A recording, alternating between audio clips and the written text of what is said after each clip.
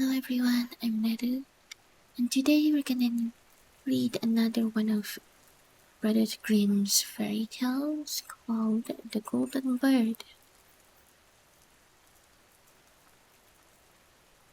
A certain king had a beautiful garden, and in the garden stood a tree which bore golden apples. These apples were always counted, and about the time when they began to grow ripe, it was found that every night one of them was gone. The king became very angry at this, and ordered the gardener to keep watch all night under the tree. The gardener set his eldest son to watch, but about 12 o'clock he fell asleep, and in the morning another of the apples was missing. Then the second son was ordered to watch, and at midnight he too fell asleep, and in the morning another apple was gone. Then the third son offered to keep watch, but the gardener at first would not let him, for fear some harm should come to him. However, at last he consented, and the young man laid himself under the tree to watch. As the clock struck 12, he heard a rustling noise in the air, and a bird came flying that was pure of gold.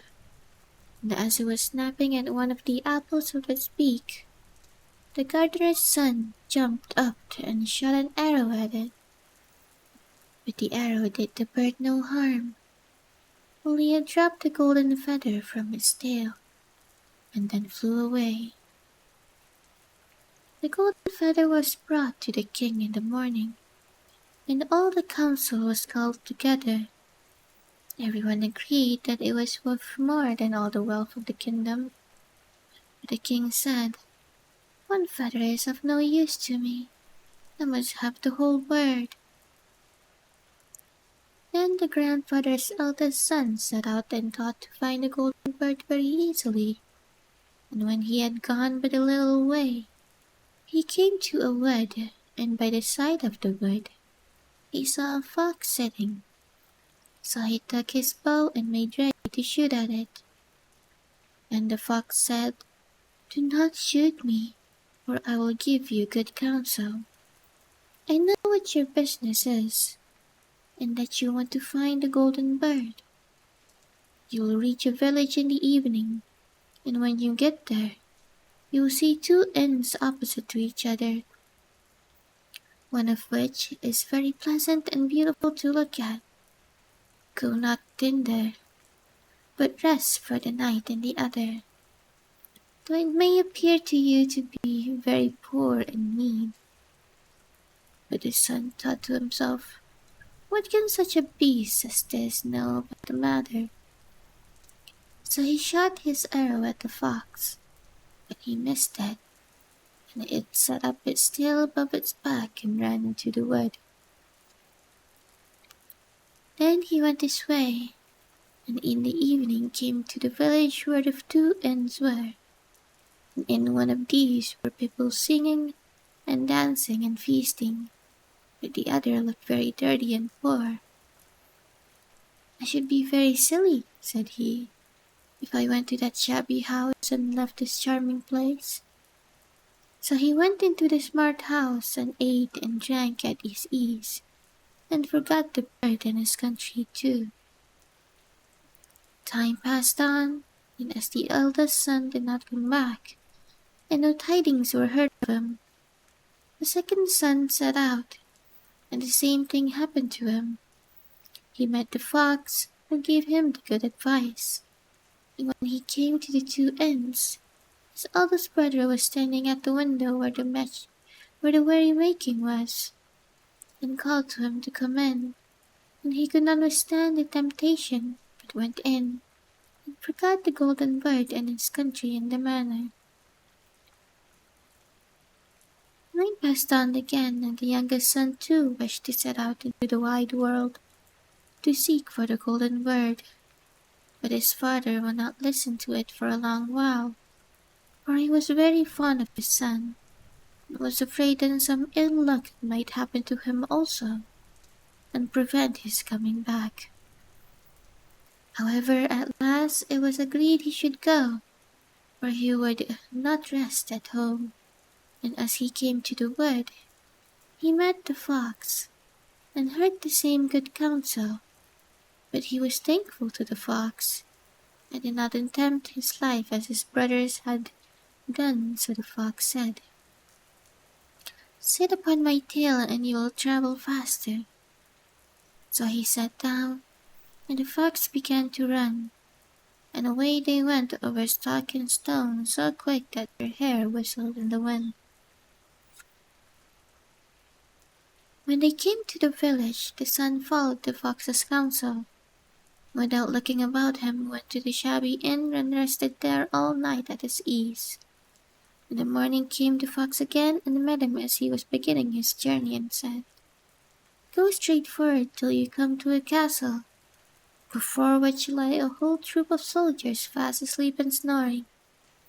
Take no notice of them, but go into the castle and pass on and on till you come to a room, where the golden bird sits in a wooden cage. Close by it stands a beautiful golden cage. But do not try to take the bird out of the shabby cage and put it into the handsome one, otherwise you will repent it." Then the fox stretched out his tail again, and the young man sat himself down, and away they went over stock and stone till their hair whistled in the wind. Before the castle gate all was as the fox had said. So the son went in and found a chamber where the golden bird hung in a wooden cage, and below stood the golden cage, and the 3 golden apples that had been lost were lying close by it. Then thought to himself, "It will be a very droll thing to bring away such a fine bird in this shabby cage." So he opened the door and took hold of it and put it into the other cage. But the golden bird set up such a loud scream that all the soldiers awoke, and they took him prisoner and carried him before the king. The next morning the court sat to judge him, and when all was heard it sentenced him to die, until he should bring the king of golden horse which could run as swiftly as wind. And if he did this, he was to have the golden bird given to him for his own. So he set out once more on his journey, sighing, and in great despair, when on a sudden his friend the fox met him and said, "You see now what has happened on account of your not listening to my counsel. I will still, however, tell you how to find the golden horse, if you will do as I bid you."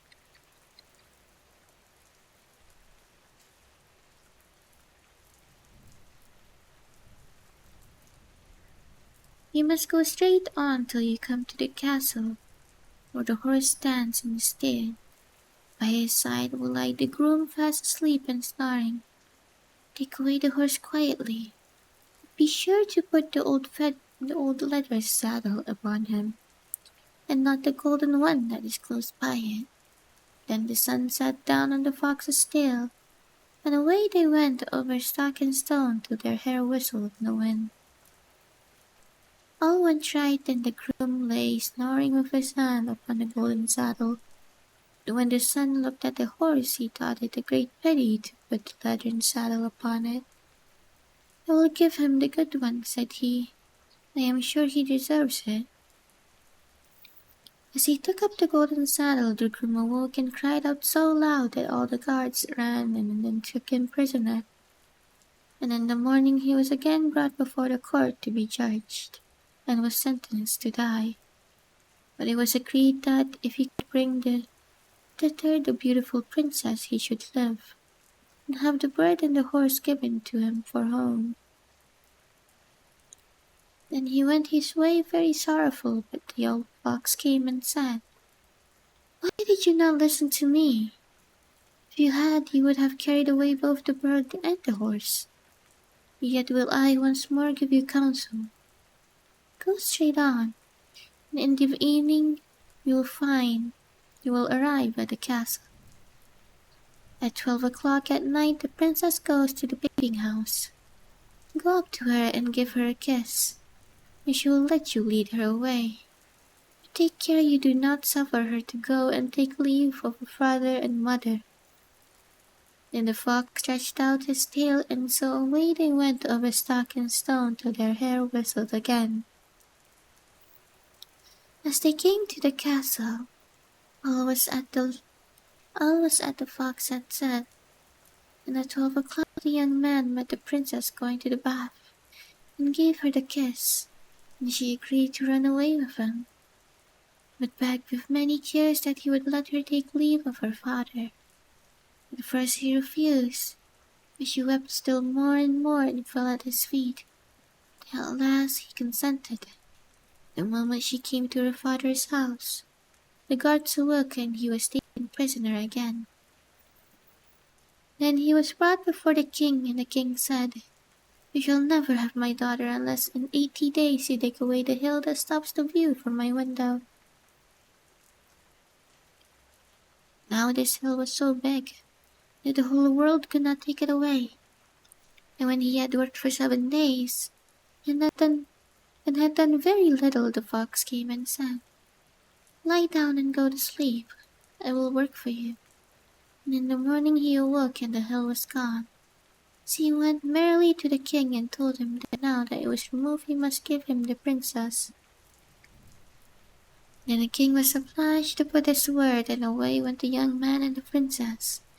And the fox came and said to him, "We will have all three, the princess, the horse, and the bird."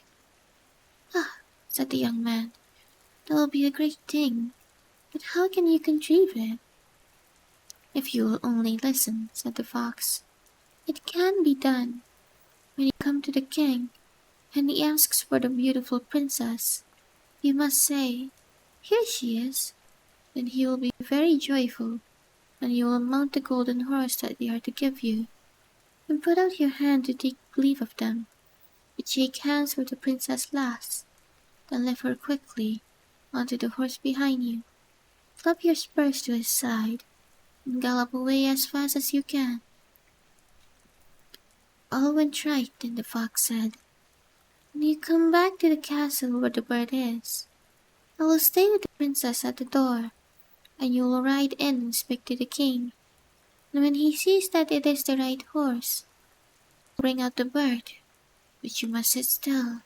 Say that you want to look at it, to see whether it is the true golden bird, and when you get it into your hand, right away." This too happened as Fox said. They carried off the bird. The princess mounted again, and they rode on to a great wood. Then the fox came and said, "Pray kill me and cut off my head and my feet." But the young man refused to do it. So the fox said, "I will at any rate give you good counsel. Beware of two good things. Ransom no one from the gallows, and sit down by the side of no river." Then away he went. Well, thought the young man, it is no hard matter to keep that advice. He rode on with the princess till at last he came to the village where he had left his two brothers. And there he heard a great noise and uproar. And when he asked what was the matter, the people said, Two men are going to be hanged." As he came nearer, he saw that two men were his brothers, who had turned robbers, so he said, "Cannot they in any way be saved?" But the people said, "No, unless he would bestow all his money upon the rascals and buy their liberty." Then he did not stay to think about the matter, but paid what was asked, and his brothers were given up, and went on with him towards their home. And as they came to the wood where the fox first met them, it was so cool and pleasant that the two young brothers said, "Let us sit down by the side of the river and rest a while, to eat and drink."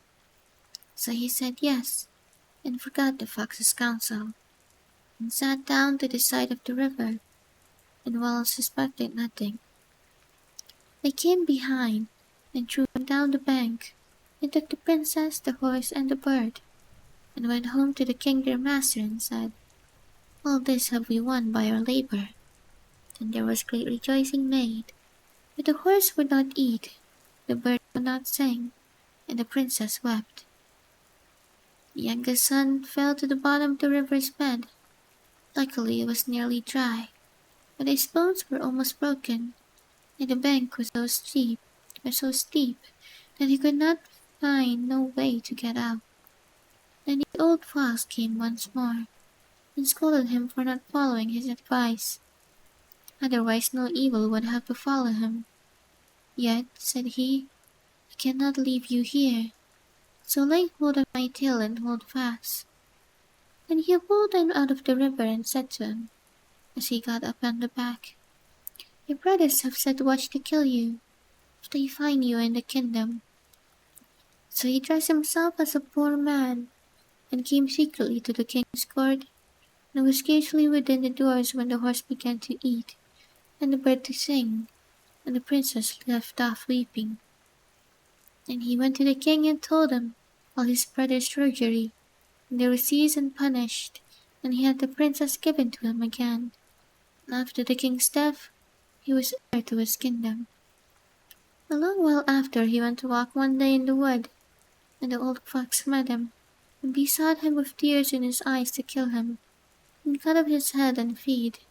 And at last he did so, and in a moment the fox was changed into a man, and turned out to be the brother of the princess, who had been lost a great many, many years.